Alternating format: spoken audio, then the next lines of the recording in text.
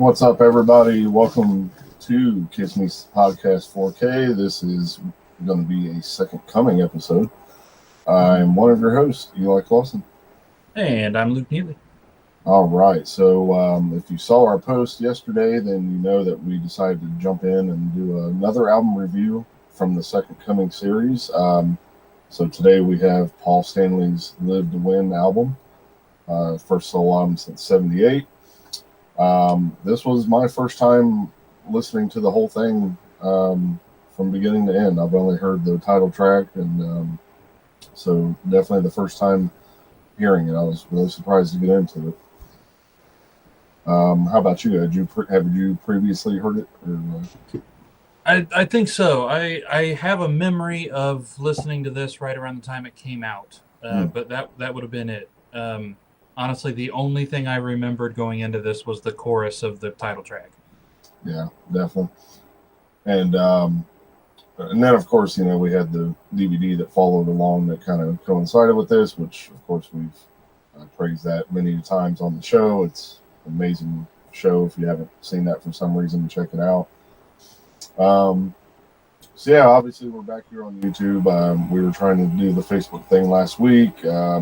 Trying to do the live watch along, and of course Facebook didn't really like that either, so we do apologize for anyone that did tune into that, and we kept cutting it out. We kept trying it, and then finally we just gave up at the end. So apologies for no like coming back on and let you know or anything like that. We just kind of disappeared and called it a day. But so the whole live watch along thing, we'll probably just kind of put that in the can unless it's something we really want to do. Then we might just have to pre-record it instead of doing it live, and then we may have better luck uploading it that way. But if we ever decide to do one again down the road, we'll be sure to let you know and go from there. So all right, so wow, a lot of cool stuff to catch up on poll wise.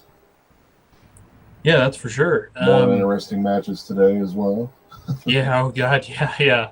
No shortage of those in this this particular thing. All right, so our YouTube friends, definitely, if you have Facebook, run over to Facebook and check us out. If you haven't already, you can search Kiss Meets the Podcast. We have a page that you can like or follow or whatever Facebook decides this week.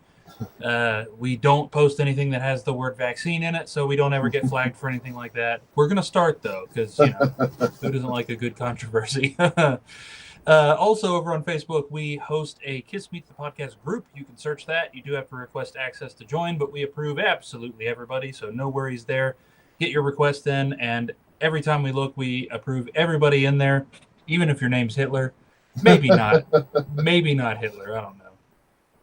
And we will vaccinate you, but we just so you know, we use Victrola needles. So. That's right. It's the only way to do it over here. You'll be hooked on rock and roll. So why in the world I hear you screaming at your screen would I want to join another group? Jeez. What we do in our group, in addition to kind of letting you guys in on what we intend to do with each week's episode, if it's an album review like it is today, we like to post polls, big old tournaments, pitting songs against each other to see what comes out on top. We've completed 2 over the last probably couple of years, I would say. The first where we did all of the studio tracks up against each other. Creatures of the Night won that, by the way. Still a bit surprising. And the second one, which just concluded a few weeks ago. Sorry, something else happened and distracted the crap out of me. I just lost my entire train of thought. The one that just concluded a couple of weeks ago was a tournament of all the live songs from, I think we determined 7 of the officially released live albums up to that point. Black Diamond from Alive came out on top of that. Not surprising to see something from Alive. I don't know that I expected it to be Black Diamond. Right, yeah. So that's pretty cool. We are currently hosting the biggest tournament yet. It has 408 Kiss songs from all across their discography, studio stuff, live stuff, singles. I don't think there's any demos in there, but we also included doubles of songs if they were included on Greatest Hits, so long as they were tweaked. It's not just literal copies of every song. We have some examples of that in the polls posted today. We'll talk about a little bit when we get there. So we've just started this. I think this was week 3 or something like that of polls posted from this particular tournament. So let's talk about the results from last week's that I just got in today. What we posted last week, we had Cold Gin from Alive versus Going Blind from Hotter Than Hell. And Going Blind takes it with 57%. Wow, that's kind of shocking.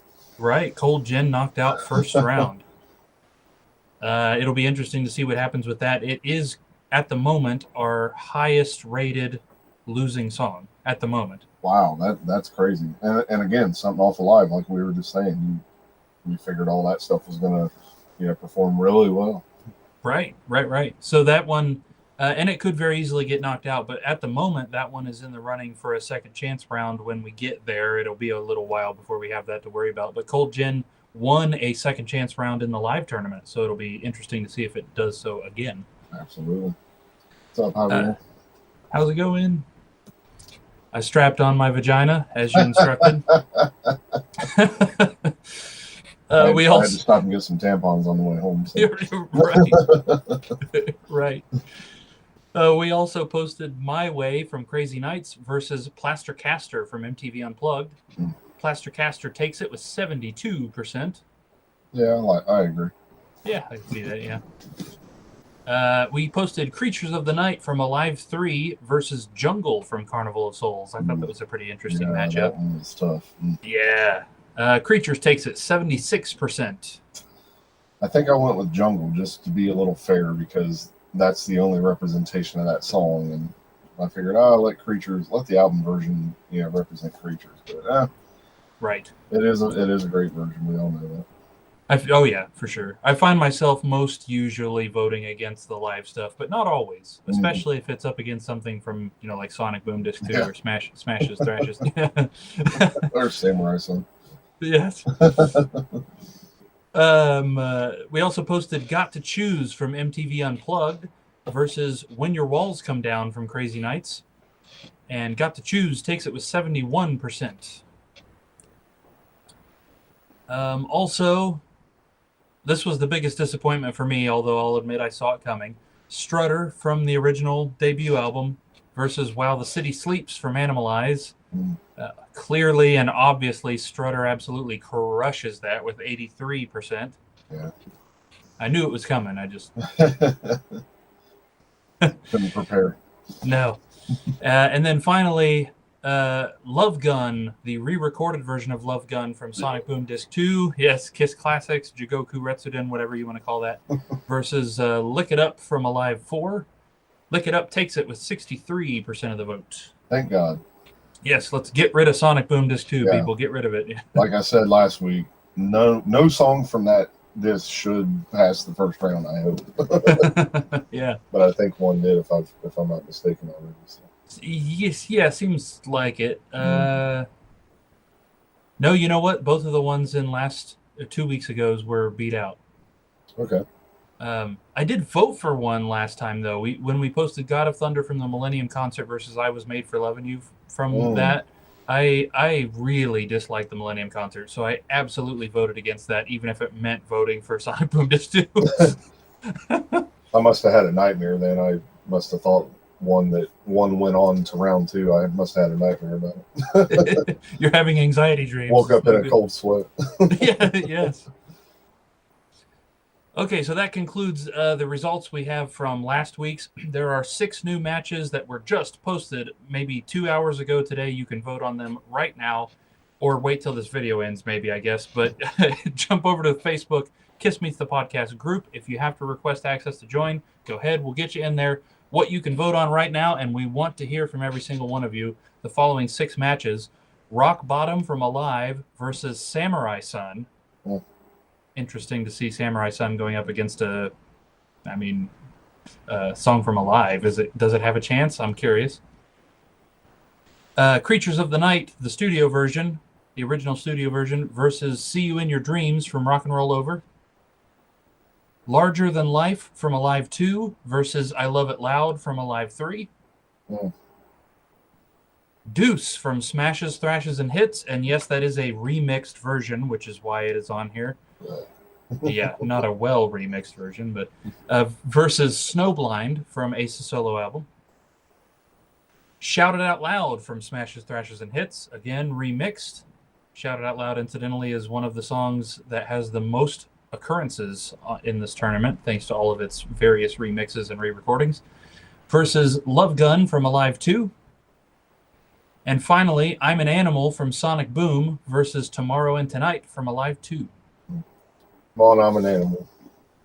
You guys can do it. Do it. Space Ace Ron, what's up, man? I missed all you guys, especially having to be over on Facebook last week. It feels like it's been forever since I've seen you guys in there. So. Yeah. That is for sure. And just in case anyone's saying, what, why not demos and stuff? Well, keep in mind we do plan on throwing together another fantasy type album of all that, the demo material, unreleased type stuff out there. And that's going to be something that we review at some point too, just a matter of when. So there you go. Don't worry that the demos and stuff like that aren't in this tournament, because they're going to be in its own album and review. So just keep an ear out. All right, so we probably don't have comments since we were on Facebook last week, and right. So I guess we can just jump on into the album, and I feel like it's been a while, but album info, is there? Yeah, it has. It's really been a while. It was weird opening some of the, the album review programs and whatnot. I was like, how does this all work? It hasn't been that long, but it feels like it has. Yeah, really. And I'm curious about this because I was looking at the booklet to the CD as I was listening. I couldn't see anything about like who plays on the album or anything, so I'm curious to hear this.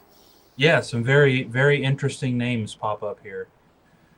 So obviously Live to Win is the second solo album from Kiss vocalist, guitarist, and co-founder Paul Stanley, coming after his 1978 solo album. This album was released October 24th, 2006.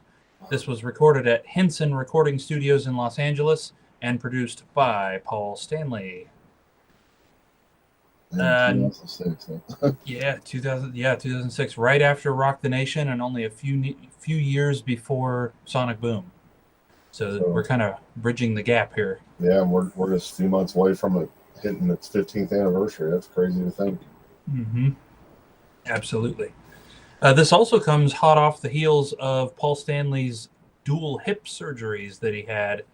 I know it was right after the Rock the Nation tour concluded that he had a hip surgery, and then like a month or 2 months later, he had to have the same hip have surgery again because something went wrong that first time.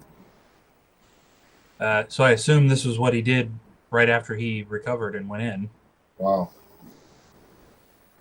Real quick, Javier. Yeah, Javier, we did do a show last week. It was only on Facebook. We were trying to do a live watch along, and it didn't really work out as well, so it wasn't worth trying to upload it to YouTube or anything. But yeah, we did go live on just the Facebook group last week. So I mean, if you want to tune in and watch what little bits we were able to do here and there, but yeah.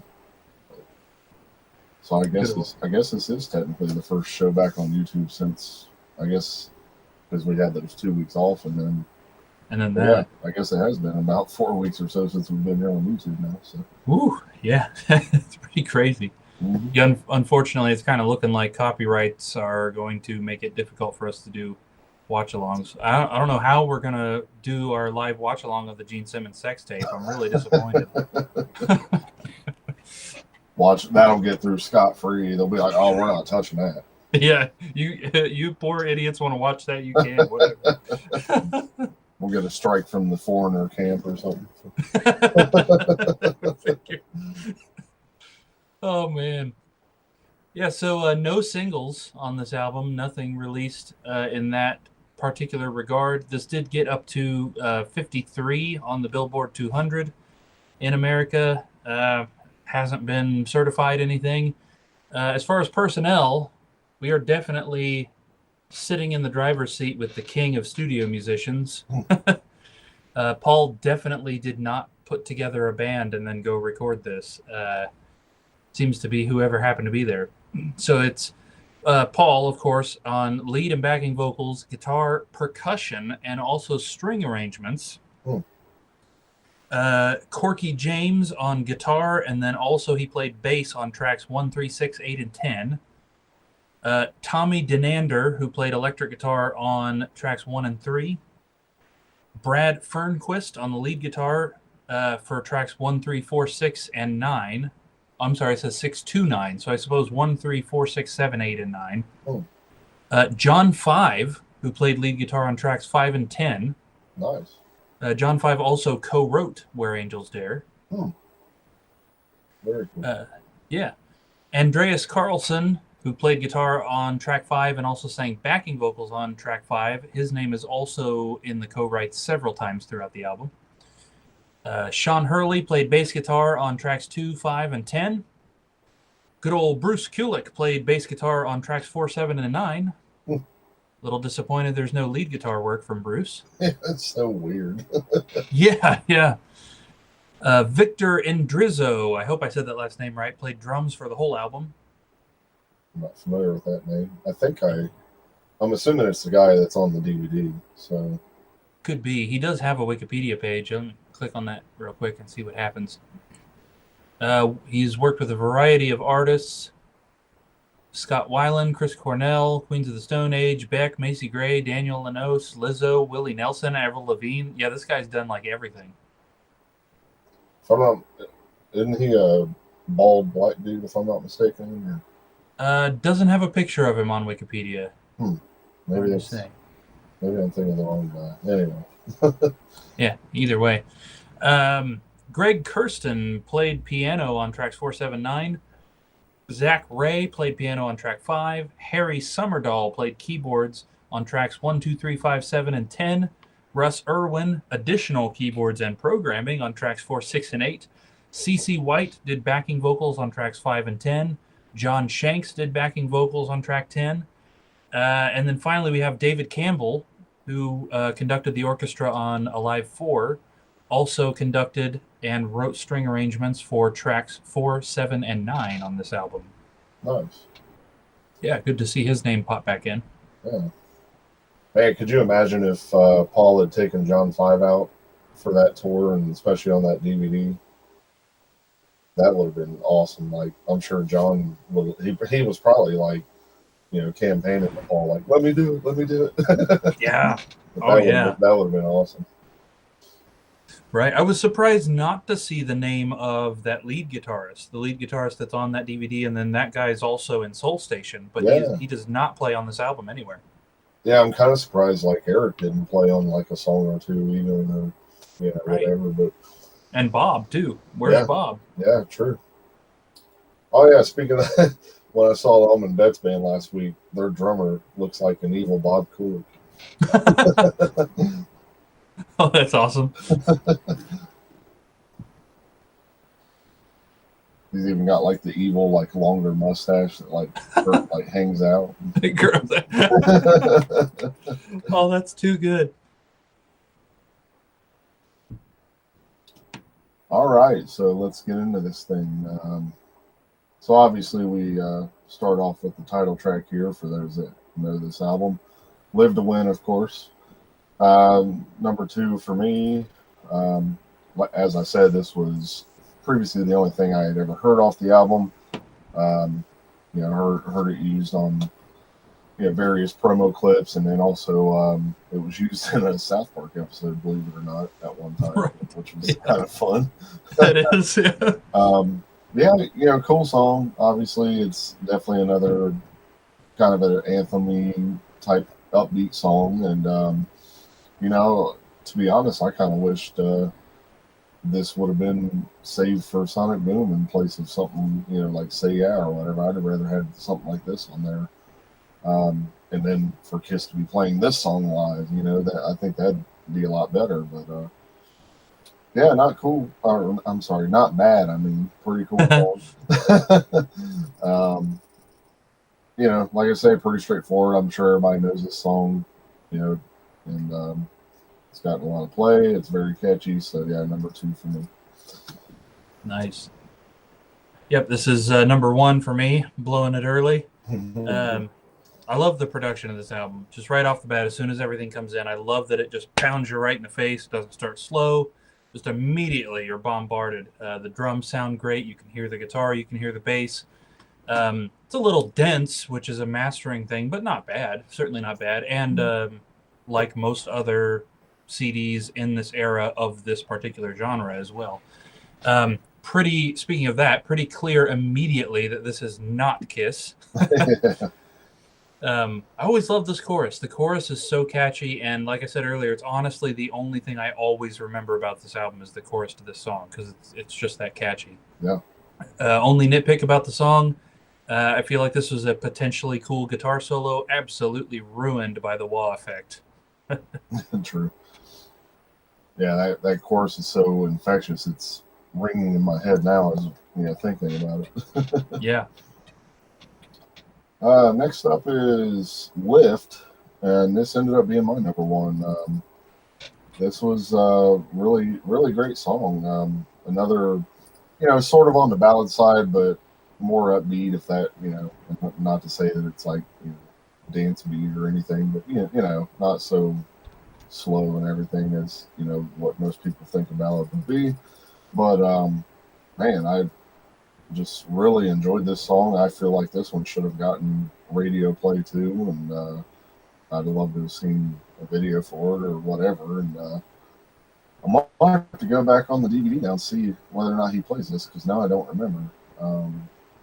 So I might have to pop that in, and if he does play it, watch the live version. Right. I was thinking that all throughout this album, trying to remember which ones of these he played live, and I couldn't remember at all. Yeah, this was number 2 for me. Absolutely great song. The songwriting just generally on this is very modern, typical for this era, but not at all expected for Paul. You know what I mean? Carnival of Souls keeps coming to mind. Not that this album sounds like Carnival of Souls, but it just brings that similar feeling of weirdness of hearing Paul singing over a genre you don't expect. But yeah, this is such a cool song. I like the melodies and the harmonies a lot. Not really hearing a lot fancy going on musically, but it supports the vocals really well, which ends up pretty much being a theme throughout the whole album. This is definitely a very lyric and melody heavy album. Can't say I saw the fade out ending coming either. That was kind of a nice surprise. And that's not a complaint, honestly. I didn't, it started fading and I'm like, is that it? It's over? Wow. Didn't see that coming. I just looked, and he does perform Lift between Love Gun and Detroit Rock City. Interesting. So, very cool. I'm going to pop that in. Yeah. All right. So next up we have Wake Up Screaming. This ended up being number 8. I hate to say it, but unfortunately this is another time where it's like I just didn't really have many notes or things to say about a lot of these songs, and not that it's like in a bad thing. It just felt like these songs are flying by so quick, and next thing I know, I'm picking up the CD case. What's this song? What's this? But yeah, I mean, definitely was staying more on the that radio side of the rock sound, like you were saying. Is definitely the vibe I was getting from this song as well. Pretty much the whole album too. But yeah, so number 8 for me. I'm just, like I say, it's going to be kind of short and sweet, to be honest. But Right. Yeah, the whole CD, actually. I thought when I listened to it that it seemed short. I didn't notice until I was reading the album info just there. This album's only 33 minutes long. Yeah. Despite being 10 tracks. It's pretty crazy. Absolutely. Yes, 7. Number 7 for me on Wake Up Screaming. Yeah, what was with the electronic drums? It came in and I'm like, oh man. Kind of hard to wrap my head around that part. Having said that, though, it did provide a neat transition into the real drums for the chorus, and it felt then like the chorus was this big important thing, and I liked that dynamic. Didn't care for the presence of weird like R&B sounding electronic drums in a Paul Stanley song, but again, this album does kind of it leans a lot towards your standard rock that was going on in this era. You know what I mean? Like the Daughtry style radio rock. It leans into a lot of those stereotypes, and that's clearly one of them. Absolutely, yeah. um, so next we go into where am I here? There we go. Every time I see you around. Number 6 here. Obviously, with the title, it got me thinking of every time I look at you or using that again. Yep. But yeah, I don't know. I mean, I don't really have anything negative to say about the album, so I'll just put it at that. But yeah, definitely another. I'd say the rest of the album's fairly mellow from here on out. First 2 tracks were the kind of more rockers, and then the rest is just a little more on that ballady, radio friendly side. Not that that's a bad thing. So. Yeah, this was number 8 for me. Good to hear Bruce's bass nice and loud in the mix. I feel like I immediately knew it was him, but honestly, I don't know. I looked at the track, who played what before, so my brain wants to say I recognized his bass playing, but I knew beforehand, so it's hard to say. Any case, I enjoyed it. Not a huge fan of the chord structure in this song. That's why it came so low for me. It doesn't sound bad, but it doesn't quite satisfy until it hits like the pre-chorus and the chorus. And then again, I'm continuously struck by how modern and very un-Kiss this sounds. And I don't mean that as a complaint, but I don't remember that about this album at all. I feel like that's a detail that would stick in my mind. Wow, Live to Win was good, but it just didn't sound anything like what I expected. But nope, apparently I wasn't listening hard enough that first time.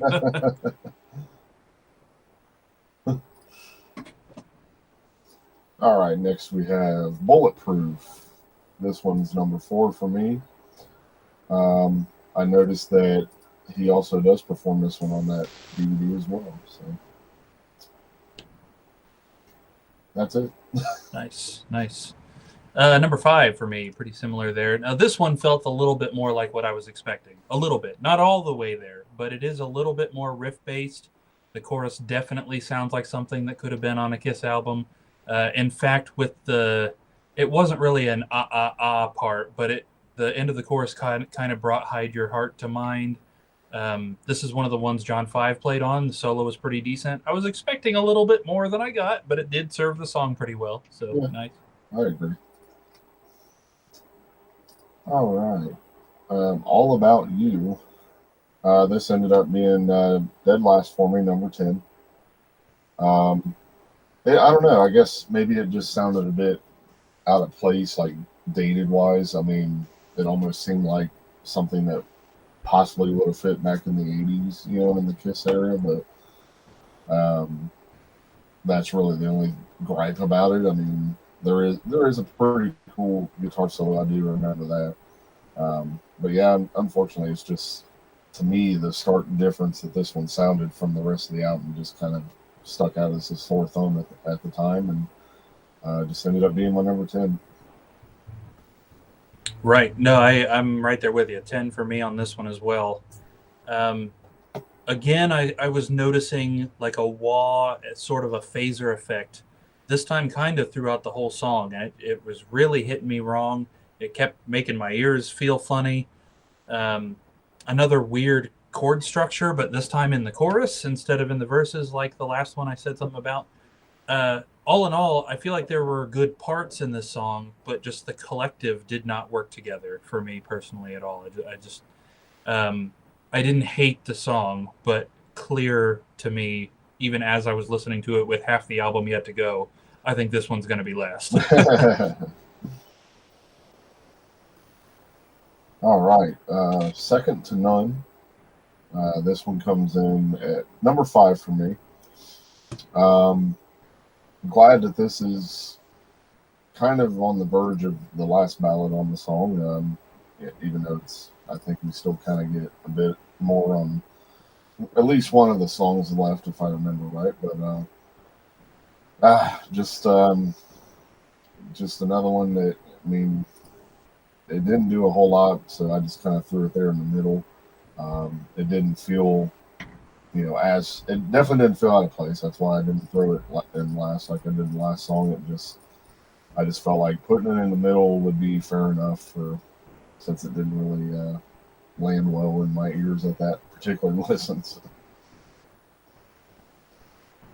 This one was 3 for me. This was kind of the highlight of the second half, I think, for me. I do wish it was the last ballad, I'll tell you that. When the other ballad came on, I was like, another one? This one seemed more up Paul's normal alley to me. Again, not all the way, but I like this time that the modern touches felt like they mixed with Paul's songwriting style on this one. Super solid ballad. And to me, at least, leagues better than Hold Me, Touch Me, leagues better than Nothing Can Keep Me From You. Honestly, I kind of wish this had been in place of Nothing Can Keep Me From You, honestly, being that we're, sort of similar in that same era. Mm-hmm. Yeah, I enjoyed that one. All right, next up we have It's Not Me. This is number 9. Turns out I was just doing a bit of research on Discogs, and it looks like Holly Knight helped write some of this song, which she was, if people may remember, from Hide Your Heart. So that kind of gives a little extra credibility to this song. Nice. But, yeah, number 9, farewell. You're right, yeah. Number 6 for me, I had a very strange production nitpick on this one. The verses are pretty cool. I really liked the chorus, but it felt underwhelming musically. Like, what Paul's doing picks up like it should, but it felt like this chorus also needed that big, important, like, explosion when it came in, and it just didn't. Everything kind of stayed flat where it was. And so it felt like it should be more important than it was. I was waiting for that moment, kind of like on Wake Up Screaming, where the real drums came in, taking over the electronic drums, and it just felt big and epic. And again, it's not really wasn't a songwriting complaint. The song's good, but I don't know. I felt like I was standing on the edge of something, ready to jump off, and then just kind of never did. All right, next is Loving You Without You Now. Yes, you guessed it, another ballad. This is number 7. Now in hindsight, I kind of wish I would have flip-flopped what I ranked It's Not Me in this, but oh well, I gave it a 7. Thankfully, this is the last ballad. At this point of the album, and again, it's not a bad song. There's nothing like that I'm saying about it. It's just, I was getting a little tired of the ballad thing at this point,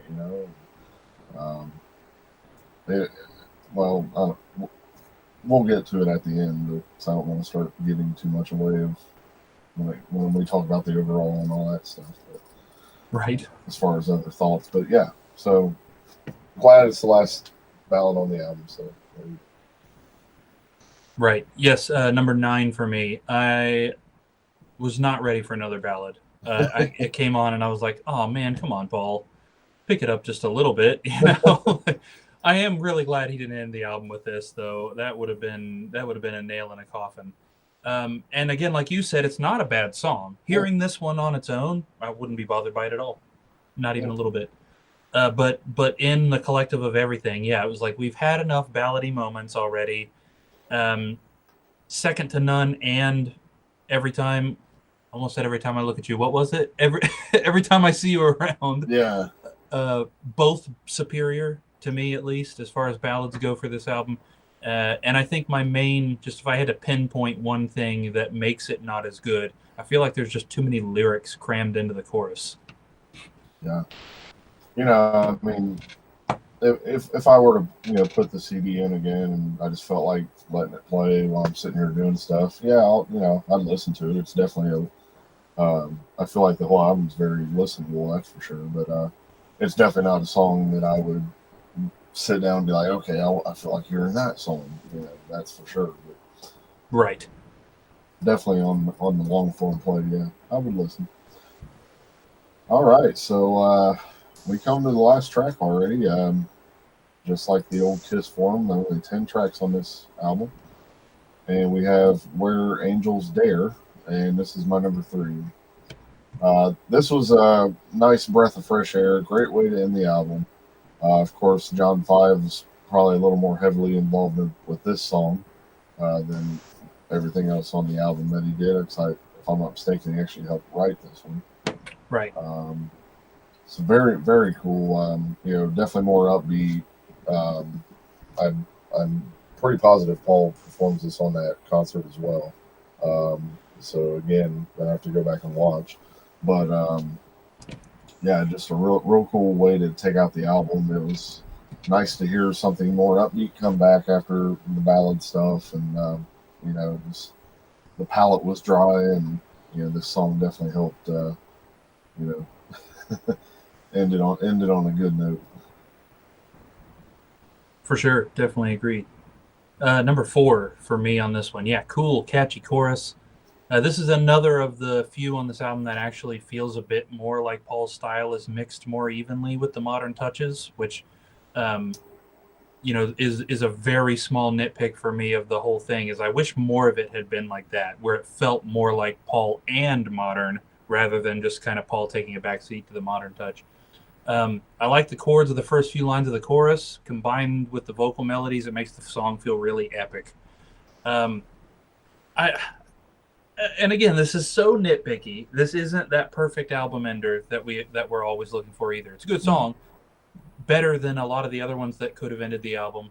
But like the way it ended with all the music cutting out and there's a couple more words, like a bunch of the songs did that, and so it didn't feel special when it ended the album like that. And Right. I was a bit disappointed at the end. It's like, oh man, I was hoping for something a little bit more exciting or epic or something that would make me want to just flip it over and listen again. Yeah, especially when the first song on the album does that, the big title track, and it ends like that. So it's like, okay, you're already rehashing it. So. Right. So yeah, I willingly admit that's nitpicky, but it's just one of them things. Yeah. All right, so that brings the album to an end here. Real quick, you guys in the chat there, if you want, don't hesitate to throw in your rankings real quick, and we'll get those added as usual. But as far as overall rankings, we'll get into that now. I gave it a 5. Just I wanted to be nice and in the middle there.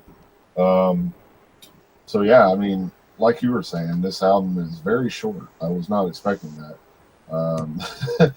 Like I was saying earlier, it felt like every 30 seconds I'm picking the CD case back up to be like, what's this song called? What's it? And, other than that, like, yeah, I mean, good production, like you said. It's kind of funny because this is definitely like the ugly black sheep compared to the 78 solo album. Everybody talks about how that sounds like a great Kiss record, blah blah blah, but then with this album you hear a lot of people hesitant about it, and I think that's why, because it's not that 78 sounding record. To me, this thing kind of reminded me of like Paul's version of doing Peter's 78 solo album, because with all the ballads and the slow stuff, and then he got a few of the rockers, and it was almost like he was dipping in a little bit to that formula. Is the vibe I got from, and that's not bad. I'm not saying that as like that's a bad thing or anything, but was kind of getting that vibe with it as I kept hearing all these kind of ballady, slower things come up, and I was like, wow, I almost feel like I'm listening to Peter's album, but Paul singing. So it was definitely kind of cool, to get that unique take on it. And, again, with that being my first listen, here the album's getting ready to be 15 years old. First time I've listened to the whole thing was yesterday. So obviously I need to, give it a few more listens and, see if some more stuff might grow on me more than it did at first. But, like the song like Lift, first time I heard it, bam, it ended up being my number 1. I was like, whoa, this is cool. Like, it did have that vibe. and then even the last song there, that was kind of a nice surprise too.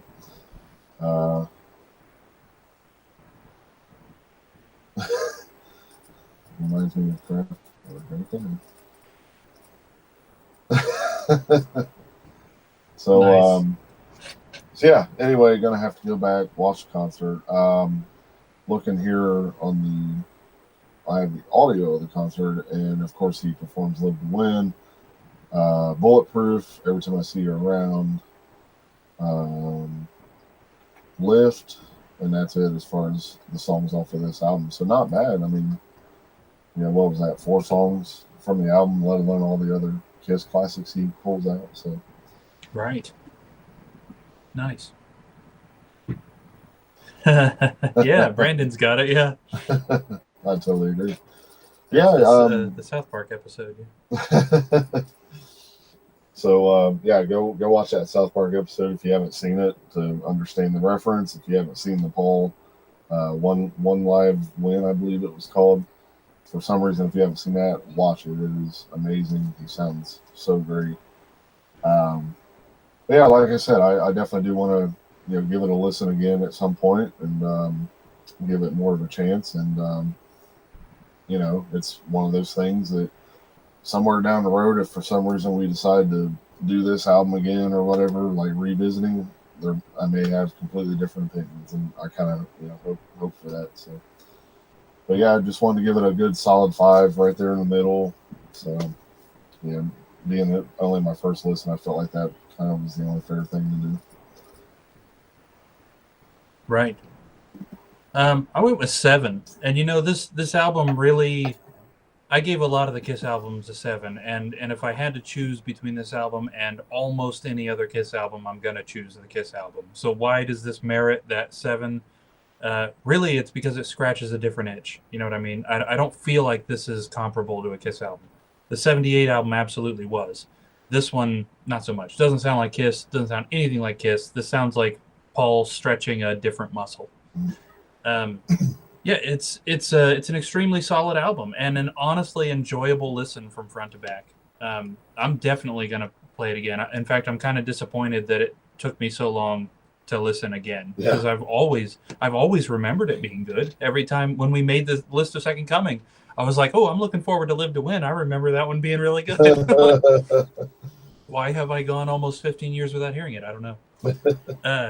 The production is fantastic, adding just the right feel and mix of the songs, all the instruments clearly audible, even a lot of the modern effects that weren't big for me personally were blended so that they weren't really the focal point of whatever was going on, so it worked.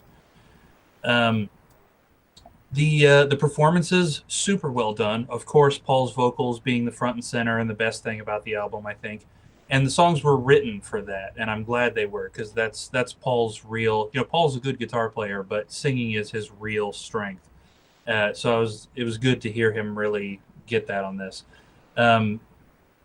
especially considering it was around this era that he started sounding a little rough. Yeah. Not super noticeable, but certainly the beginning here of where we know he is now. And it's honestly impressive and surprising how clear he is on this album, knowing how he sounded on Sonic Boom, which was just a few years later. Yeah, absolutely. Every negative thing that I have to say about this album comes only from personal preference. Honestly, most of these things are nitpicks based on what I like to hear and not honest complaints about something he should have done better or different. First, I prefer the more typical Kiss style. While all the modern music elements are done really well, it's just not what I'm personally wanting to hear unless I'm in the right mood for it, and I just wasn't at all prepared for that this time. These songs are way more based around chords so that the vocals can take center stage, which is fine, but I do love me some riffs. Not many riffs on this album anywhere. Second, I kept waiting to hear something that felt special. I stand by the idea that the chorus of Live to Win is the only thing the casual listener is going to walk away from this album remembering. and still, even now, that's really all I have stuck in my head, even though it was the first track. Everything on this album is good, catchy to an extent, but that one chorus is the only thing that felt like special. Lastly, The songwriting, especially the arrangements, began to get a little bit stale as the album went on. I feel like we touched on that. The songs were all good on their own, but as a collective, it got really predictable. Intro, verse, chorus, bridge, solo, chorus, ending on almost every single song. Got a little boring. Too many of the songs got they were over too quick. The songs were over too quick. I'm weird, I like really long songs. Dream Theater comes out with an album, there's a 20-minute song. Awesome. That's awesome. And not everybody likes that. I'm totally into it. But more than anything, I like for a song to feel itself out and be either as short or long as it needs to be to get that feeling and point across. And I felt like some of these songs fell short specifically in that. It felt like they could have been a little bit more spread out and relaxed and maybe some more instrumental sections. But again, these songs were written with the vocals being center stage, so I don't think they were worried about instrumentals unless there was a little guitar solo or something. And even those were really short. So yeah, overall, again, really enjoyed the album. Absolutely going to make a point to listen to it more often than once every 15 years. Despite my nitpicks, I did really enjoy not only listening to it, but doing what we do with this, where sitting down and paying attention to it. Right. Chicken in Translation, I like that name. Wants to know when Paul's going to do a trap hip hop album. That would be all right. Sadie, I hope I'm saying that right. She said, would 5 be average? Yeah, I feel like 5 is a pretty average, middle of the road. That's why I gave it a 5. Again, being my first time hearing it, I didn't feel like it'd be fair to really go higher or lower at the time. So. And yeah, she says more instrumental sections would have been cool. I totally agree. Yeah, absolutely. Yeah, like I said, I only give it 7 because I feel like it sits in its own genre. Mm-hmm. If I compared it to a Kiss album, honest to God, it would have been more like 3 or 4. But 3 or 4 implies that it was kind of bad, and it's not. It's really good for what it is. Yeah, absolutely. Like I don't know if I want to say it feels like the songwriting was rushed or forced or anything, and that's why we ended up with such a short album. But I don't know. It did leave a little more to be desired, I guess. Right. And I feel like they went a little too hard trying to write radio songs. Yeah, and I'll admit I was expecting, for it to pretty much sound like a clone of the '78 solo album, and I'm not. It's hard to say whether I'm disappointed that it didn't, or if I feel like, oh, that's a good thing. Again, maybe on the next listen I'll get more of a better judgmental opinion about it. But yeah, just right now that's where I sit. Actually, in this chair is where I sit. Right. This does feel like a continuance of what Kiss did.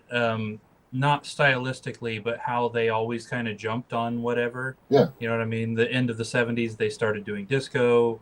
And then the 80s, they tried the prog album. The Carnival of Souls was grungy. This feels like Paul trying out the Daughtry style rock, pop rock or whatever. But most of the songs don't feel like how Kiss does it. Kiss, I feel like, puts their own spin on those styles. Yeah. Most of this felt like it was just Paul singing a modern song. It didn't feel like a song Paul wrote, It almost felt like a lot of these songs may have been just stuff that had been sitting on the shelf, and he, had these demos or ideas, and I don't know. I could be wrong, but forget about Hot in the Shade. The way people always want to talk about that, like that, this felt a little more like it was rushed and handed in to an extent. So. Other than probably Live to Win, that was probably something that they made sure to sit down and write to get that hit. So, sure. More like stretching Paul's walls. Good thing it wasn't something different. Stretching. That rhymes with walls. I saw the other day that all of a sudden it came out that Gene has been also doing artwork and painting for the last 15 years. Yeah. And now he's going to I think be selling some or doing like an art show or something. So there you go. G and Paul, they're going to be painters when they retire. Yeah. We're going to I send them feel on like the that's Antiques Roadshow.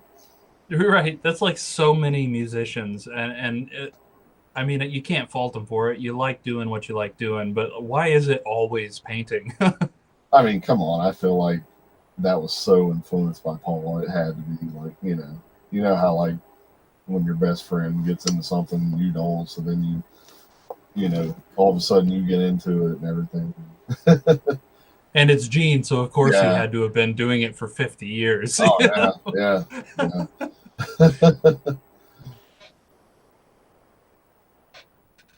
Oh, that's funny. I forgot all about that. I'm glad you brought that up. All right, you got the final tallies ready here. I do. All right. All right, so thanks to everybody that put in votes. Now that we don't have kind of a set schedule on what album we're doing, or if we're even reviewing an album, it's good to still see votes coming in. So in addition to the two of us, and by the way, it's not too late. Just because the tallies are done now, go ahead and put your votes in. We will change them. We will retally if necessary. In addition to the two of us, we also had votes from my dad, Dan Neely, and also Steve McGowan and Rochelle McGowan. My dad, his top three were Wake Up Screaming, Live to Win, and Where Angels Dare in first place. That was cool. For an overall ranking, he said, and I quote, "From 1 to Love Gun, I give this album Asylum and a half." So there's that. Steve McGowan gave this album a 7 out of 10, and his top three were Lift, Where Angels Dare, and Live to Win. And Rochelle McGowan gave this album a perfect 10 out of 10. And her top three, Bulletproof, Wake Up Screaming, and Live to Win. Wow. So that's what we're working with right at the moment for this. We did end up with a 7.3 average out of 10 overall, which is obviously pretty good. That's quite a bit better than a lot of the other albums on the Second Coming list got, and well-deserved. Hey, there, we've got some more overall rankings right there. I'm going to go ahead and put those in right now, and we will change it right in front of your faces. Anik there's got 4, and Chicken and Translation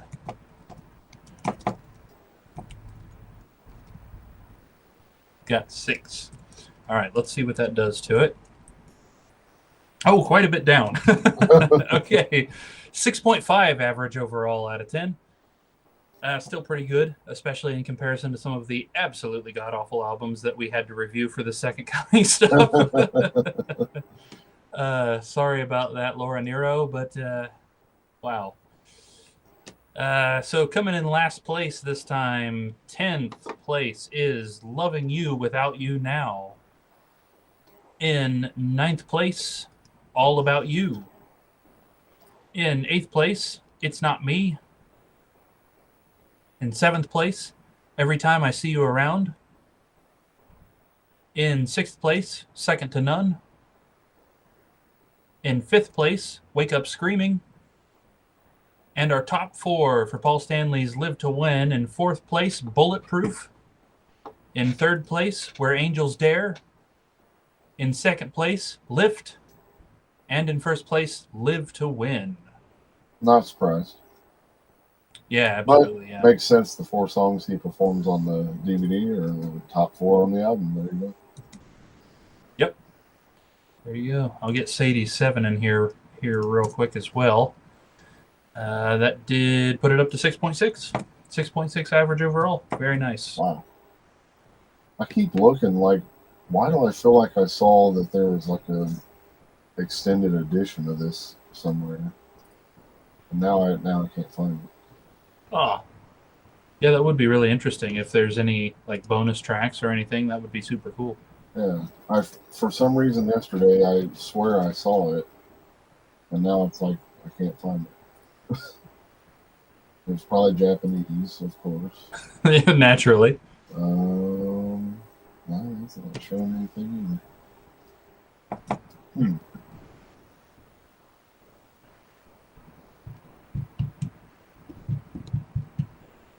Totally weird, but I swear I had seen something. Oh, okay. So, according to this, there were 3 song titles that were mentioned but didn't make the final release. Impossible, Ready to Rock Your World, and Blood Type R.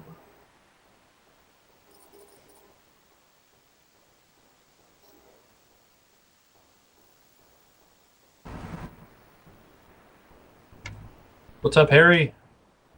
Hey, what's up, man?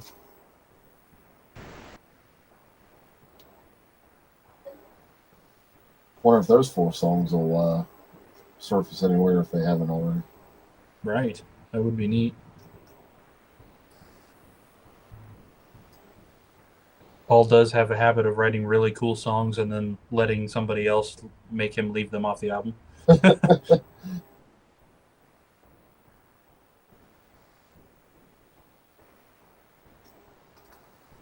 Yeah, I swear I saw that yesterday, but now I'm not seeing it. Oh, well. Well, that wraps up the Paul Stanley Live to Win album, so I don't know what's left. Anybody in the chat, if you got something you want to chat about, bring it up. Let's talk. We got a little time to kill. Absolutely.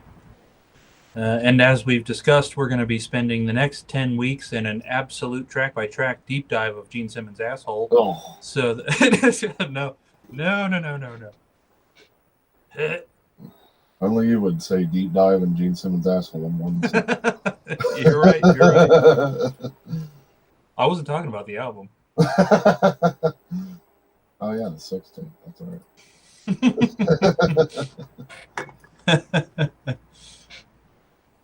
That would be, I mean, poetically speaking, a decent follow-up review episode. Not that I really want to.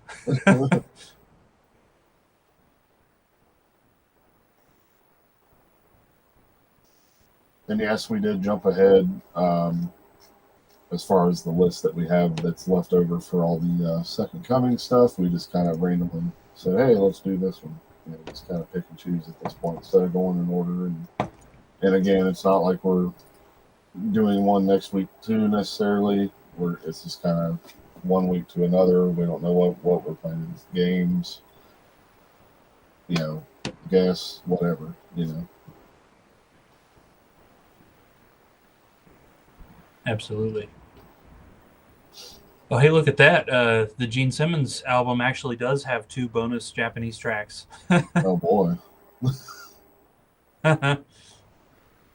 Chicken says, what would Paul's 3rd solo album sound like? What do you think? That would be I would be very curious to hear. Would he try something kind of like Live to Win, where it's, you know, something more what's popular going on right now? Would he do something more Kiss-like?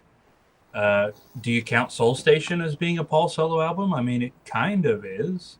Kind of, and kind of not though, because it is kind of more of a group thing versus, right, you know, just Paul Stanley.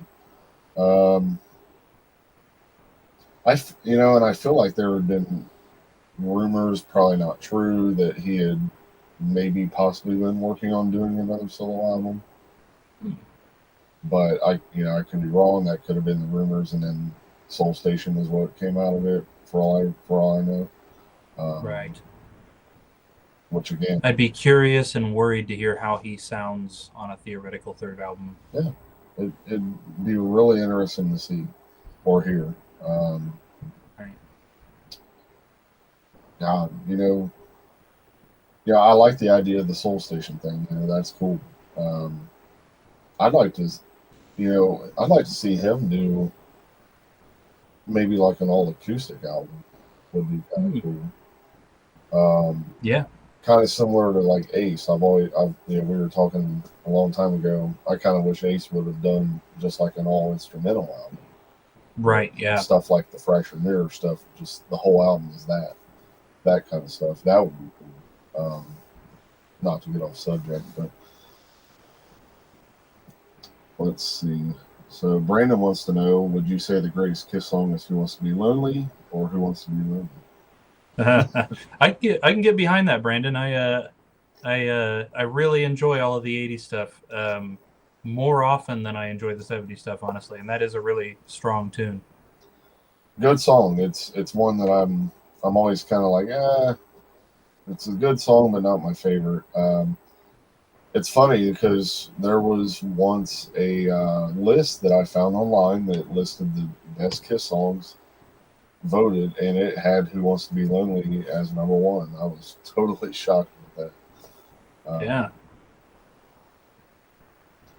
Ronnie is going to see Sebastian Bach in October. Needs his autograph out of all the original members. Very cool, man. nice. I'm sure you know that he's a huge Kiss fan as well. So I've seen where people bringing Kiss items to give to him on his bus and everything. And, some really cool stuff. So that's going to be awesome, man. You're going to have to report back once that happens. Yeah, The next favorite is Strutter. Very awesome. absolutely. Sadie might have it on the head there. Says Paul would probably team up with Max Martin and Taylor Swift and go straight bubblegum pop. I mean, you know what? I would not be surprised, to be honest. Yeah, I mean, yeah, I think that's a fair interpretation of if he were to do something like Live to Win again, where he was kind of intentionally doing stuff that's popular nowadays. Yeah, yeah, You that would know, be interesting. and listening to stuff like Samurai Sun, that's borderline bubblegummy. If you really listen to it. So Yeah. I can definitely see him, kind of going in that direction. Yeah. It's weird. I enjoyed Samurai Sun for the sake of it's just such a very unkiss like riff. Yeah, I feel like there's parts of that song that are like you said bubblegum poppy, and then the riff the is like one of the heaviest riffs they've had in years. Like how did that work out? yeah. I'll be honest. The video is kind of cool. Like some of the shots of Kiss are really cool looking, and you know. But as far as the song itself, not really a big fan. But Yeah, it is get rid what of the it Japanese singers. That was what kind of for me. is.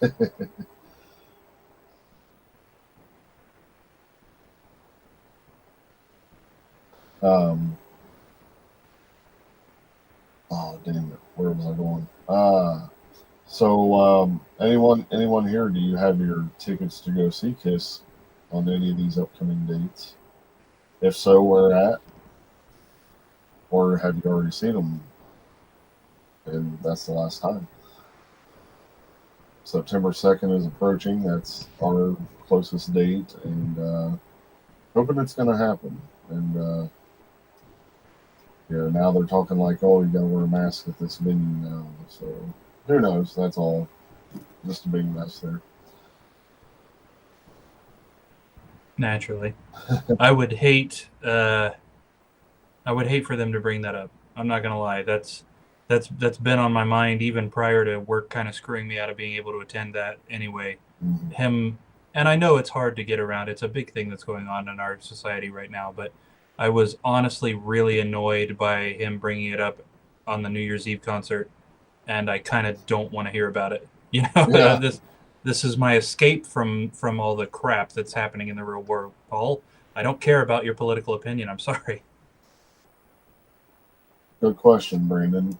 Best Peter Chris song that's not Hard Luck Woman or Beth? Ooh. Mainline, maybe for me.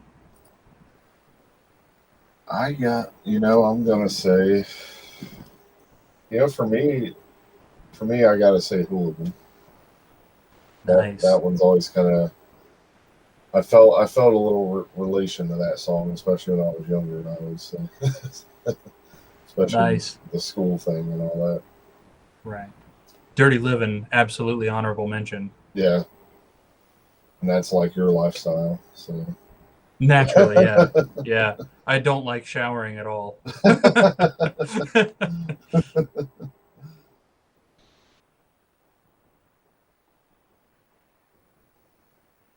And Mac, where are you at? If you don't mind me asking, he says he or she says coronavirus is still here. so do not feel safe going, but have seen them before. Ronnie's buddy Andy is seeing him somewhere near Massachusetts. Awesome. Baby Driver. That's a great one too. Chicken. And Get Away. Get Away. Oh. Yeah. This is all of our collective problems. You can't just pick one. Yeah.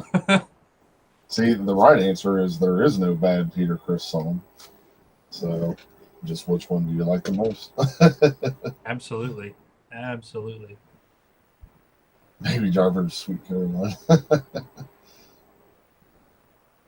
Showering while jamming to Kiss is the life. Yeah. Nice. Yes.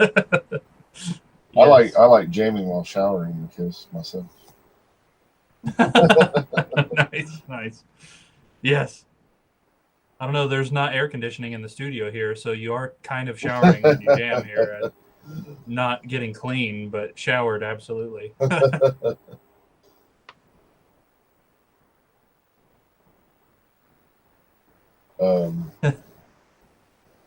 Currently in England. Very nice. Oh, sweet. All right.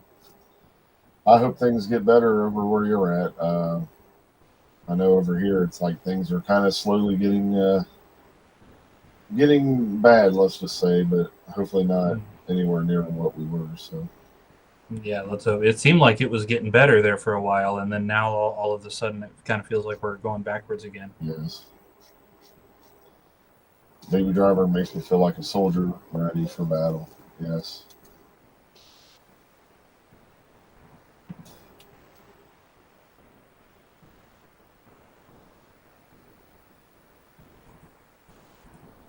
Three best albums stretch. Ooh, very interesting twist. Not just best three albums, best three albums in a row.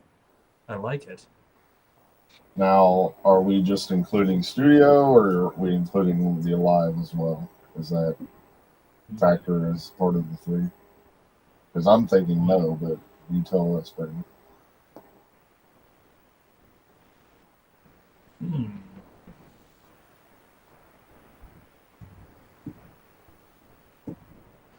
I think my answer might not change regardless.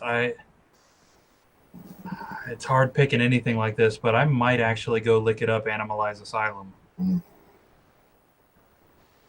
Mine. I feel bad not having Creatures in there. Mine has to be Destroyer, Rock and Roll Over Love Gun. Nice. Now, if I can bend the rules and say 80s, I would probably agree with what you said. Or I'd probably I'd probably go Creatures, Lick It Up, Animalize for 80s. Yeah, and I considered that as well. I love Asylum so much I couldn't not have it in there. And obviously we can't jump. He did say just studio, very cool. Sadie, Kiss, Hotter Than Hell, and Dress to Kill, first three, yeah, that's absolutely definitely would be my second pick. I mean that was the original grit and street sound, and, just that rawness that they had in those three albums.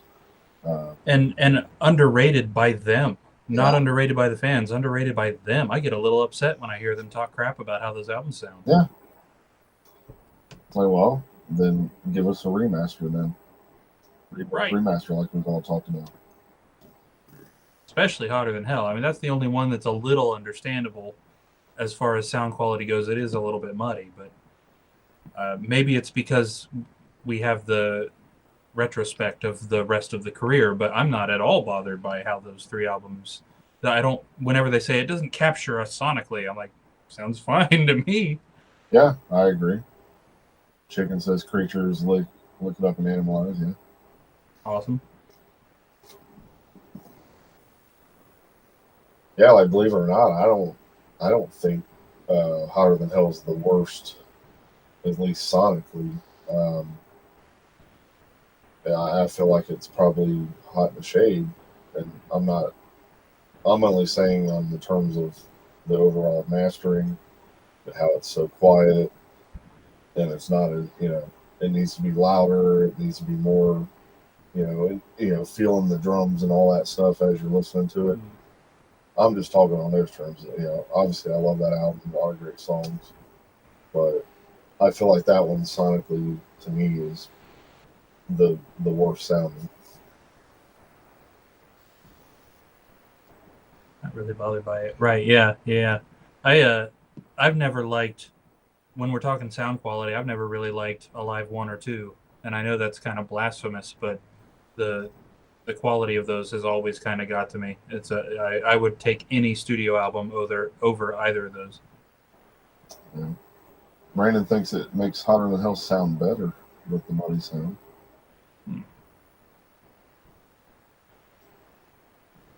I mean, you definitely hear that dirt and grit on there, and you know, I think I said it back when we covered the album. It's like it almost feels like Hotter Than Hell should have been the first album, not Kiss. You know, just based on the way it sounds, and it just sounds raw. Or that felt weird to say for some reason. Right, yeah. Yeah, and then Dress to Kill, man, that's perfect. I said this at the time that we reviewed that album.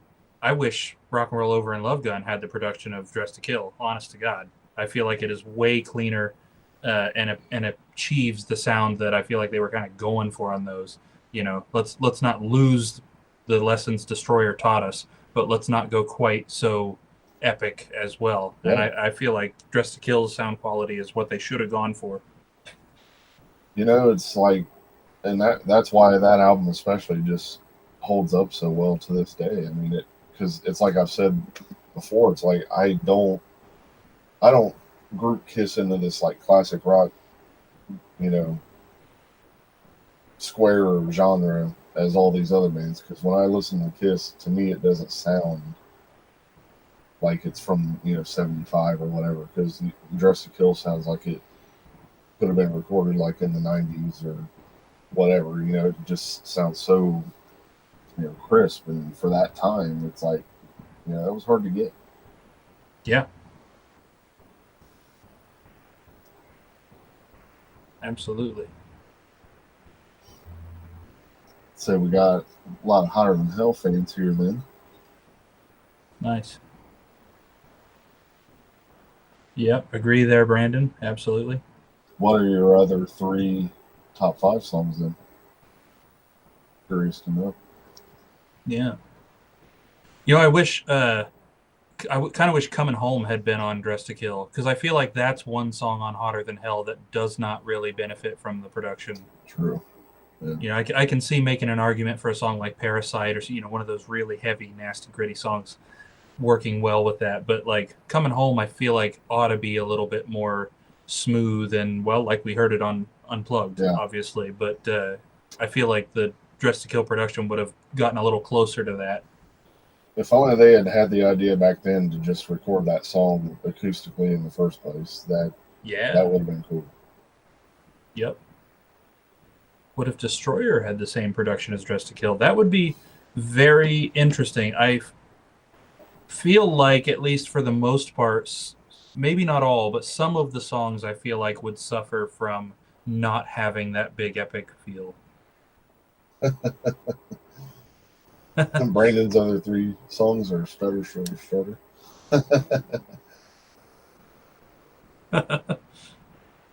He Wants to Be Lonely, Fits Like a Glove and Deuce. Wow, very cool. This is a virtual high five, buddy. That's awesome.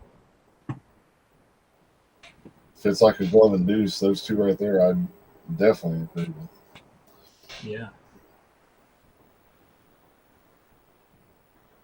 I'd be curious, Ronnie, I would be curious to hear versions of the Destroyer tracks produced like Dress to Kill. But yeah, I mean, just it seems to me like, take God of Thunder, for example.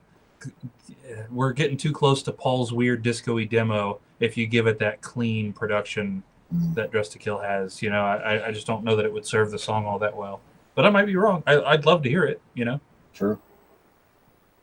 What if Elder had Hotter Than Hell? We're digging deep now.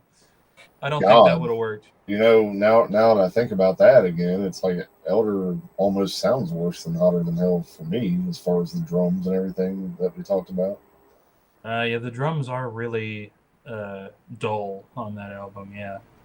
I don't know that it would have worked with Hotter Than Hell. But no, as far as that, but you know, You can't, you really can't hear the kick drum, and you can barely feel the kick drum if you got a good enough, system you're listening on that has some low end. Right. Sweet Pain underrated, absolutely. That's a great song. Agreed. That's, and we go ahead. I was just going to say that song has grown on me so much in the last couple of years, especially doing the album again and everything. Yeah. We talked when we did Revenge. I would love to hear the Elder like Revenge, and we know at least a little bit of what's possible with that because the drums on Car Jam 1981 are from the Elder sessions. Yeah. So we know what the drums from those sessions can sound like, and they stand right up to the drums on Revenge. Absolutely. I'd love to hear that. Well, we got a fight brewing. Chicken says Sweet Pain is overrated. Ooh. I don't know about overrated. I mean, that song's never gotten, airplay. They rarely, I don't think they've never played it live until the cruise recently. Right. So, I don't know. I kind of disagree about overrated, but interesting though. Right. I don't know that there are any Kiss songs that like everybody loves it, and I'm just like, why? I mean, there's definitely differences of opinion. Some people really like this one, and I'm like, I think this is bit, but none of them are like, oh God, why that one? Yeah, and thankfully, like, there's no Kiss song in the catalog that I feel that way about in general too. Like, we always said, not a bad song. We always made sure to point that out. Like, even though we rank it last or whatever, it's not that it's a horrible song. There's no song that it's like, oh, I absolutely hate this. Like, that was never once said during the whole discography. And yes, we would give our honest opinions about it. It's not like we thought everything was absolutely great and wonderful, but still, even if it's like whatever we can nitpick about, 10 things we can nitpick about the song, but yet we do still like the song, right. in the long run. Chicken Sweet Pain is my talk to me. Clearly. Eating a rotten Tootsie Roll. I don't know what that's like. Eesh. Yeah. Brandon's absolutely right. Yeah. Even the demos of the early songs and what they became, and these unreleased songs that's been out, all that stuff's listenable. Mm-hmm. Says at least the Revenge. I mean, hey, I gotta say everything even after that is Sonic Boom and Monster. Like I said, Monster. It is a listenable album, but yeah, my opinion did change this time. I do like Sonic Boom better now, but it again, just like with this Live to Win album, if I just for some reason felt like throwing on Monster while I'm sitting here doing work on the computer or something, yeah, no problem. I've done it. It's definitely a listenable album. And again, to not sound like a broken record, what we just said, there's nothing on there where I'm like, oh God, let me skip that song or anything like that. No, I can listen to it all. Yep. And he's kind of meshed in Carnival of Souls and Psycho in there too. And I mean, Carnival is one of my favorite albums. Psycho has some weird moments, but I really like most of that. Absolutely, yeah. So, yeah, styles don't mesh sometimes, but yeah. And that's the beautiful thing, so many of their albums are different styles. They definitely never obviously stayed the course, and every album is fairly different one way to another. Whether it's production or little experiments they tried, things like that. I think it's a fair point to ask yourself: is this a good album? Versus, is this a good Kiss album? Mm-hmm. It's because it's very different. You know what I mean? Like, it's so easy to trash Peter Criss' solo album. I think that might be the most extreme example of it. Is the Peter Criss solo album a good Kiss album? No, it doesn't make sense. The style is completely different. the songs are, not a single song on Peter's solo album stands up to, say, Calling Dr. Love or Yeah. Detroit Rock City. But is it a good album? Yeah. If you're into that type of style, it's great. It really is. Honest to God, not a bad moment on it. Yeah, I mean, for that matter, like, yeah, there's plenty of songs I like on Peter's solo album, but let's even go this far. They don't hold up to any of the Peter Kiss songs, for that matter. Even Yep. I would definitely take all those any day over that solo album. But hey, when it's time to hear it, it's time to hear it. It's a good listen. Right. And again, Right. I feel Scratches different itch. yeah, and I feel like that's kind of the stigma that Live to Win's gotten, because again, it's not like the '78 solo album that Paul had, and now Paul's doing an album that kind of got the Peter treatment because of how different it is. So there you go. Yeah. Like, and some people said, "Oh, I've never listened to anything but the title track. I mean, I'm gonna listen to the whole thing now," or whatever the case may be. So there you go, and that's probably why they just kind of had that stigma grow on it that the Peter album. Absolutely.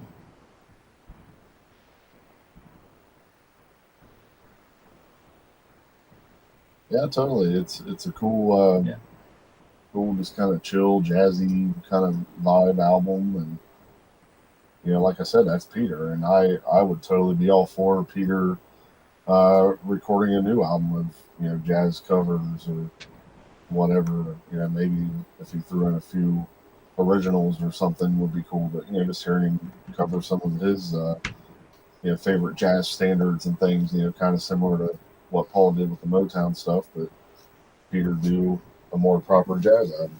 I would love to hear that. And, he was pulling out all kinds of that stuff on his last little tour that he did before he retired. Top 5 bands that are not Kiss.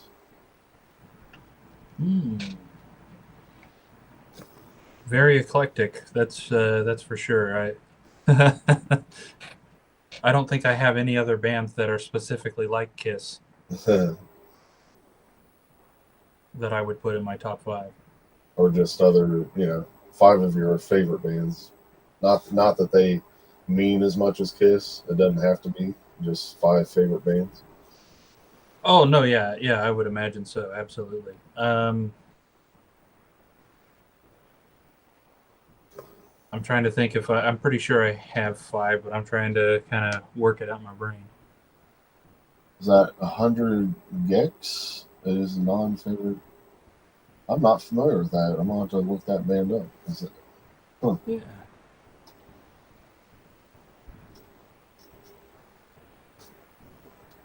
I got 4 for solid. If somebody asked me what my top 5 bands were, no problem. But if I have to take Kiss out of the equation,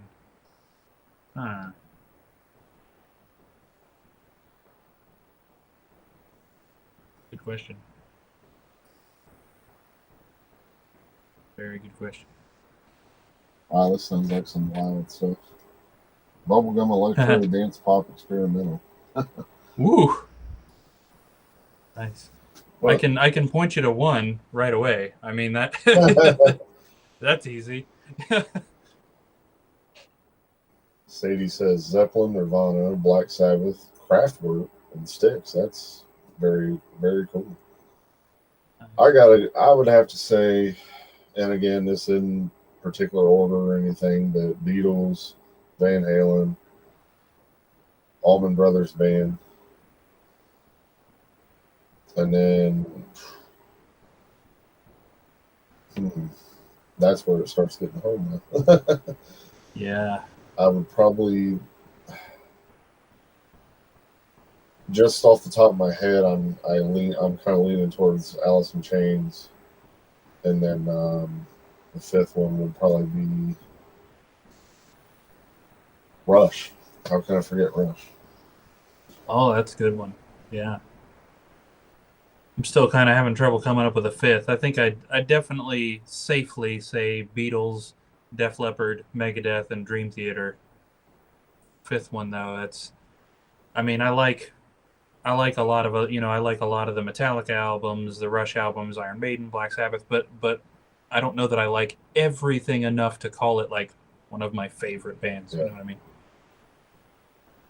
And influential too. All if you throw Kiss in as the fifth band, those are the five biggest influences on anything I like or do musically. Mm-hmm. So it's hard to say. It's hard to put a different one in that fifth slot. And I'm already thinking of other bands I love that I didn't mention, but I guess those would be more of the like all time, you know, because then like the band Chimera, metal band, pops up. I'm a huge fan, love them, but so top 10, yeah, they would definitely be in that. Right, right. I might have to put Miley Cyrus in that fifth slot.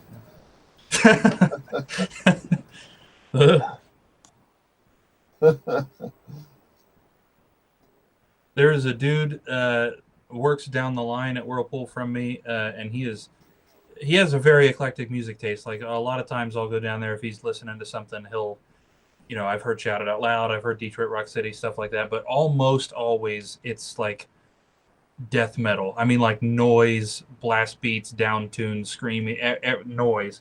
But also Party in the USA. What the hell? Yeah, exactly. And I walked down there one time and that was playing, and I stopped dead, and we made eye contact, and he, without blinking or a moment of silence, goes, "As you can hear, we're currently listening to the heaviest song on my playlist." And then he went back to work. Wow. I'm like, okay. All right.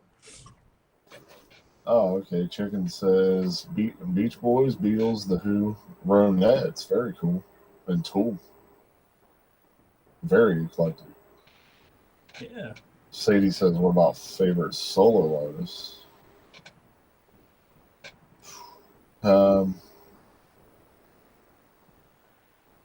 Yeah, brother, 50 years, Dwayne. My birthday is October 29th as well, so it's kind of a weird tie-in every year. Right. Absolutely. Yeah, I was thinking about that the other day, how this year will be 50 years. Crazy. Man, and there's another band I didn't mention that I love, Tedeschi Trucks, man. Oh, yeah. Solo artists. Paul McCartney. Does that count? Yeah. Neil Morse pops in mind for me. Because on it, I mean, I'm not gonna say I like it more than the Beatles, but the stuff Paul McCartney did, especially in Wings, God, I love that stuff. Yeah. So we'll say, okay, I'm gonna say one as far as a solo artist, and this will probably catch people off guard, but one of my favorites is Sarah Mclaughlin. Nice. Great voice. Yeah. Oh, yeah.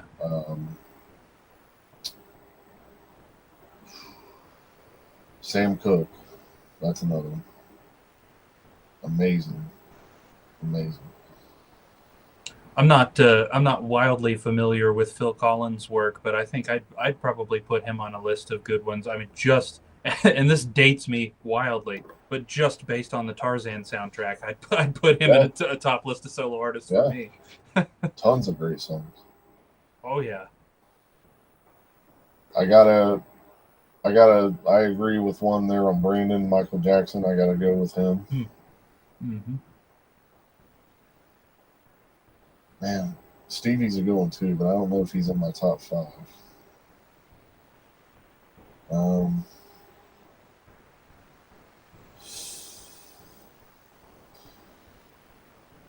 Again, who am I not thinking of? Oh yeah, I feel like there's so many obvious ones that are just escaping the brain.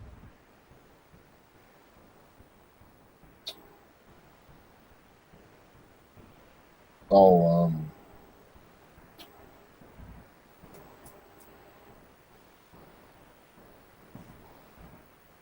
God.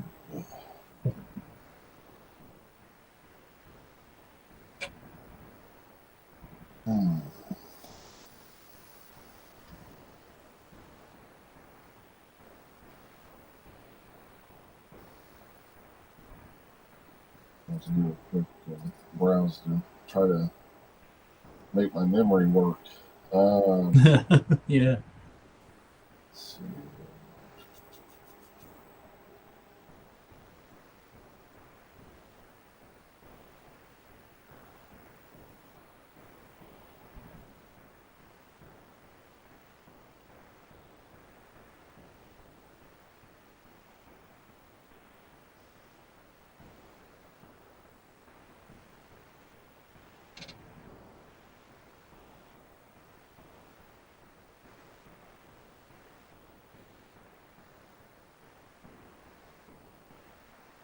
Joni Mitchell, Buddy Holly, Burt Bacharach, Al Green, and Ray Charles. Johnny Cash. Nice. Yeah, Johnny Cash. Yeah, you know what? Johnny Cash has got to be in there. Top 5. Yeah, there's one.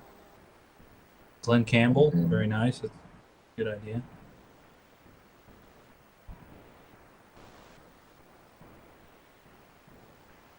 I just picture all of you guys just screaming at your screens. How have you not thought of this? Oh, okay. My 5th one, Otis Redding. Oh, nice. Yeah. Oh, yeah. I love soul stuff, all that stuff. That's another big thing that I love that may surprise people. Yeah, I grew up with, my mom was always listening to the oldies and kind of the current stuff at that time, 80s. So that's kind of how I got love for all that. And then on the other end, my dad would be listening to the Beatles and the classic rock, and he's the one that introduced me to Kiss, so I just kind of absorbed both sides and just have that love for all that kind of music. Nice. Dirty old egg sucking dog. Nice. I like, for that matter, I like Tammy Wynette a lot too. Or no, I'm sorry, not Tammy Wynette, Loretta Lynn. Oh, right. Great song. You ain't woman enough to take my man. Fist City. Yes. Johnny Cash, yeah, so many good songs. I like Sunday Morning Coming Down. God. Boy Named Sue, Daddy Sing Bass, so many. I'd say we're both into classical music, aren't you? Absolutely, yeah. Matter of fact, I was just listening to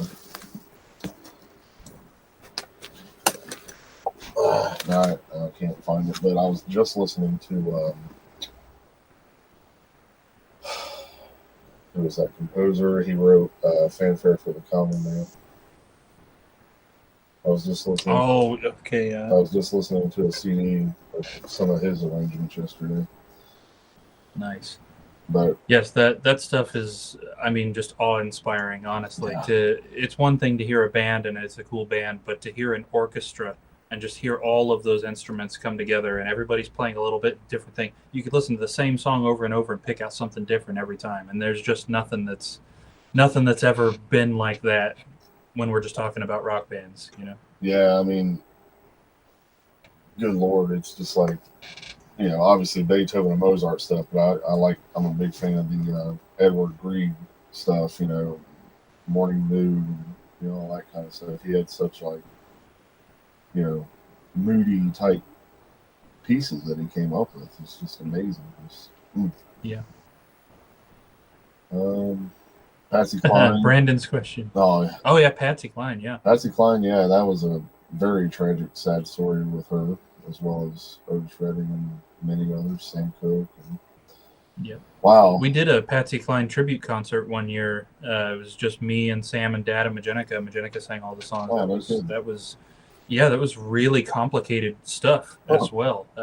Much more than most, modern metal snubs would give it credit for. Yeah. So yeah, good question there. If you could throw out 2 Kiss albums from the 70s, which one would they be? I gotta agree with Chicken in Translation there. Alive 1 and 2. Unless we're talking studio albums, I would unquestioningly toss Alive 1 and 2. Ronnie, yes, Coal Miner's Daughter is a great movie. Live orchestras are a beautiful experience. I don't think I've ever had the pleasure of seeing a live orchestra live yet. That's good. I don't know if, I mean, it technically counts, but I went and watched a full orchestra perform songs from the Legend of Zelda games. Oh, cool. And I'm telling you, that was so cool. That was awesome. So, two albums from the 70s that I would throw out. Ooh.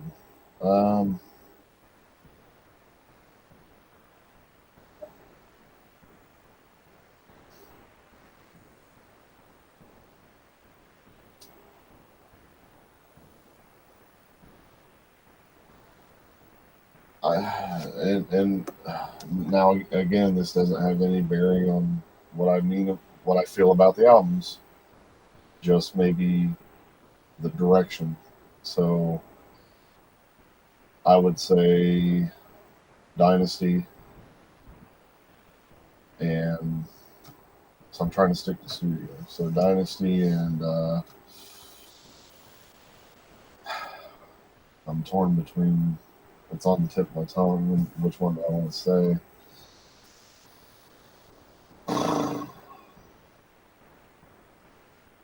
Hotter Than Hell. Yeah. Yeah. Are we counting the solo albums too? Because I mean, that makes it a little too easy. I tossed two of the solo albums. Well, see, I was No gonna say, can we cheat and say 4, and then I'd say the solo albums. Right.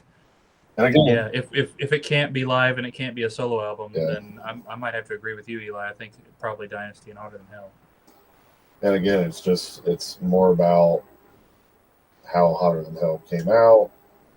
Could almost have done without it. And then Dynasty, more about the direction. Again, nothing to do with how we feel about the albums. I totally love both albums. I like the solo albums. But again, if you go back and watch those episodes, I said that I wish they would have never done the solo albums and would have kept on as a band, and you know, the kind of stuff that we could have got with the momentum that was starting to roll. Absolutely. Yeah, Sadie, I completely agree. I'm telling you, that concert was absolutely amazing because the orchestra nailed everything they did. They even did stuff from games you wouldn't expect. They did stuff from Link's Awakening and like Spirit Tracks and some of the lesser known games, and still just made everything absolutely stunning. Wow.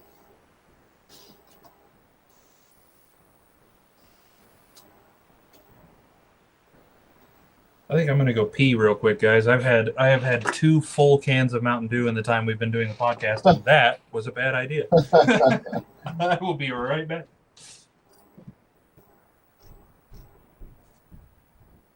Wish Carnival of Souls was released in the 70s. That would have been, that would have been different.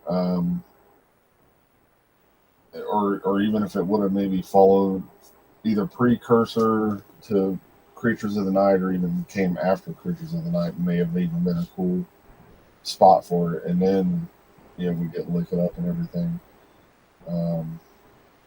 I just wish they would have gave Carnival more love and attention, and maybe perform some of those songs live, at least, these days. It's just a shame that they kind of treat that one as the bastard child of the discography more than any other album, unfortunately.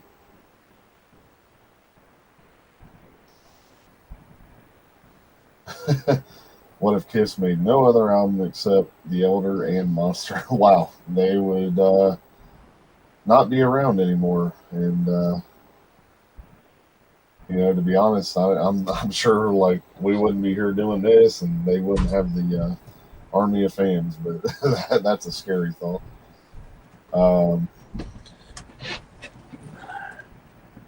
Robbie, what's up? Yeah, man, we already finished the Paul album review. We're just kind of doing some chatting and answering questions and stuff, and it's kind of flying off the cuff. Brandon, so which 2 albums combined would make the ultimate Kiss album? Man, I'd hate to be obvious and boring, but I think I might do the debut album and Destroyer. That's a good one. I'm kind of leaning.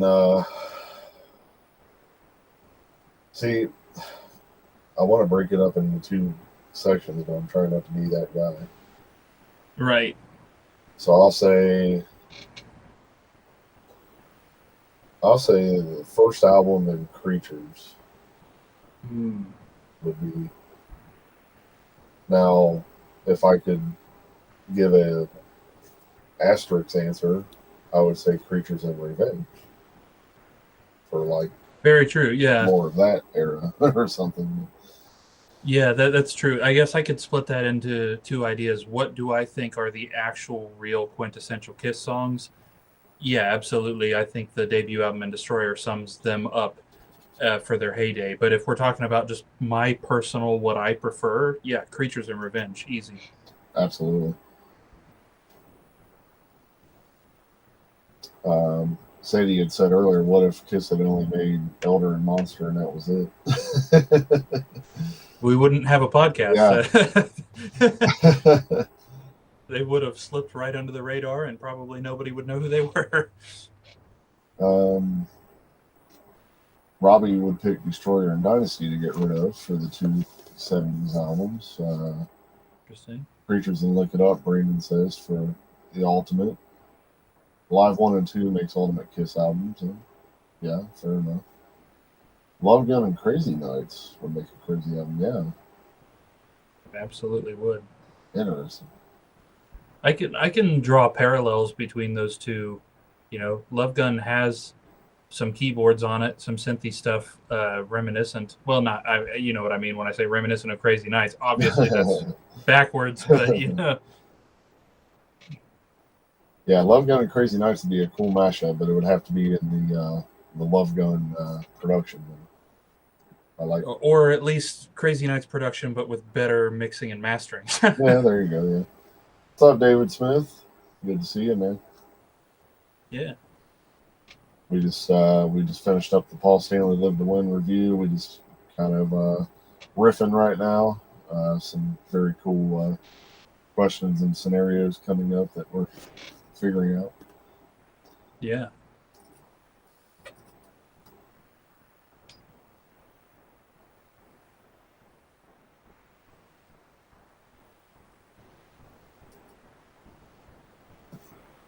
Okay, so Ronnie says, what if what happened in 1980 with Peter quitting, and I'm asking being Poppy, what if Unmasked had been heavy and Peter hadn't quit? Just something to think about. Wow. I'm curious to hear what Peter would have done on that album, even as it came out. Oh yeah. Agreed. I felt like that. I think we would have. I felt like it would have suited his style. Excuse me. Suited his style a lot better for that time. And then go figure, he's not on it. Yeah, right. I would love to see an alternate dimension where Kiss were more like ZZ Top. You know what I mean? What if there was no band dissension? You know, starting right around Alive 2, where now Ace is hardly on any of them, and the one Ace song is only Ace, and then Peter's barely on Dynasty and not on Unmasked. What if we had the band from the first 6 albums all the way through? And I think in a way that kind of ties Ronnie's question in. You know, what if Peter and Ace had an equal say in Dynasty and Unmasked like they had for the original stuff? And I should phrase this as in, I'm not one of those that thinks Paul and Gene shut them out either. I think their choices landed them where they landed them. But so what if they hadn't let the excess of success get to them and had remained equal contributing members all throughout? What would have changed, you know? Gene Simmons with the ZZ Top beard. That would be amazing. It was always weird enough when Gene had that goatee. It always like threw me off for some reason. I could imagine him having a long beard. That would be amazing. That'd be funny. Side 4 of Alive 2 should have been saved for Dynasty. Have a deluxe edition with 14 tunes. Wow.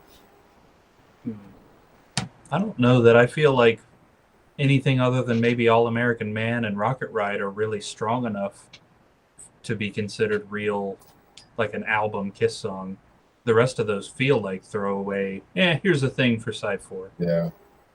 Yeah, I'm not so sure if they would have fit for the Dynasty thing, but Agreed. now going with the idea of no solo albums, and they had just continued with another Kiss album. Yeah, I could see those, or at least most of those songs, being part of that possible Kiss album that should have been. Love the Def Leppard shirt. Pete Willis rocks. Nice. I do very much enjoy most, if not all, eras of Def Leppard, but the first 2 albums definitely do have a special place. Paul Stanley already has his ZZ Top beard, except it's on his chest. That's gross and hilarious. That's very true. That is very true. Yeah. I honestly wonder, would we have gotten I Was Made for Loving You? Would we have gotten Sure Know Something if we're talking about Ace and Peter remaining as dedicated as they were in the beginning there? I feel like Paul still would have suggested to them, we should write one of these dancey tunes. It'd be a big hit. We could do it in our sleep. But yeah, I mean, things would have been very different. I think Kiss all throughout the 80s would have been extremely different. I don't know that Gene would have talked them into doing The Elder if all 4 of them had still been equal partners. You know what I mean? I don't know that... I don't think we would have got Creatures or Lick It Up or any of those. I don't think any of that would have happened. You know, oddly, David, that's very correct. Like, it does sound like the type of song that if one of those pop stars did it, it would have been a much bigger success. Mm-hmm. Or you'd see it in one of those, like, made-for-TV movies that they make or something. Yeah. You know, I think, because as we know, Kiss would, start a song idea, and, whatever particular riff or maybe a few would end up becoming a different song that we know. So I feel like had we not had I Was Made for Loving You as a song, like that that riff would have came up somewhere. Like, we would have had that song regardless, because the way they like to reuse riffs and from original ideas. So right, it's just funny to think and wonder what if. What would have happened? Would they have still taken the makeup off at some point? You know what I mean? Would we have still gotten like big reverby drum epic albums like Creatures, but more in the style of Destroyer? Because I don't think the Creature songs would have fit Peter's drumming very well. No, God no. So I think the closest thing we have to an original 4 epic is Destroyer. So, would we have gotten more albums kind of like that on that big grand epic scale, but written like the Destroyer stuff? I really am curious. Rockin' Pod Thoughts. When is it? Isn't it coming up? I have no idea. I've heard bits and pieces about it over the last few years. It's, I don't. It's something we would probably eventually like to attend at some point, I guess. But we like to kind of stick with the Kiss Expo when that does happen. So For sure. Favorite. Ooh, Anik, Lord of the Rings. Really? Movie soundtrack? Absolutely. One of my favorites is, as far as like comedy, is the Walk Hard soundtrack. Ooh, nice. As far as like epic, I love the soundtrack to Last of the Mohicans. I love that movie too. Such a cool soundtrack. Those two especially. And then of course, Big Chill had a great soundtrack full of Motown hits, things like that. So.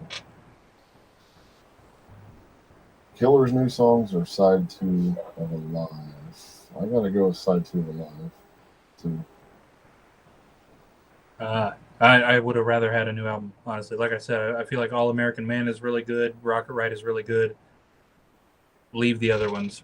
Not that they're awful, but I think if they had sat down with the intent of doing another whole album like Rock and Roll Over Love Gun or something, I don't know that Rockin' in the USA or Larger Than Life would have made the cut and just perfectly screw You're All That I Want. Or not You're All That I Want. What is that fifth one? Anyway you want it. Yeah, Any Way You Want. I always get those two confused. So do you prefer those or the 4 songs on Killers more? Oh, Killers. Okay. Oh, I see. I see what he's saying. Okay, no, I was thinking he was asking, would you rather have side 4 of Alive 2 or they just write new songs? No, okay, I misunderstood. No, Killers still. Killers without a question. Sadie, yeah, Batman or the Bat Dance by Prince. Yeah, that was a great song. I used to wear that song out back when that first came out.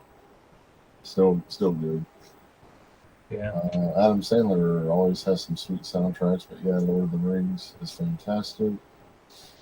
Remember in 1980 when local pop stations played Kiss, but it was Strutter 78. I was made for loving you and Shandy.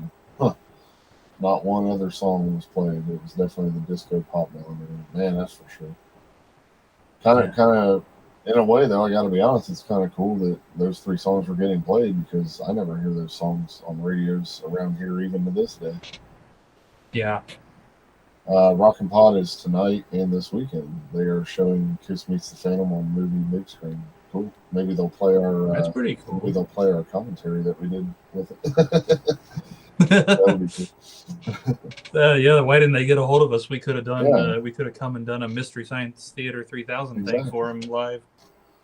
Yeah, like I say, I've heard about that thing the last few years, and it seems to be getting bigger each year. And I don't know if it's anything we're worthy of being at as far as like having a table or whatever, but we would surely be wandering around and promoting as well as we could. Right. Star Wars, Edward Scissorhands, maybe a little bit of the Matrix one. Very cool. Star Wars, yeah, absolutely. Oh, I didn't even see David's comment about Mystery Science Theater. That's funny. We kind of did that. It's been a long time ago, but whenever we did our live watch along of that, I mean, that's kind of what we were doing. Yeah, you can go back on our channel. You can find the video where we did the watch along and commentary with fans. Yeah. And I mean, we weren't trying to be funny and insulting, but I mean, we were funny and insulting a little bit. Yeah.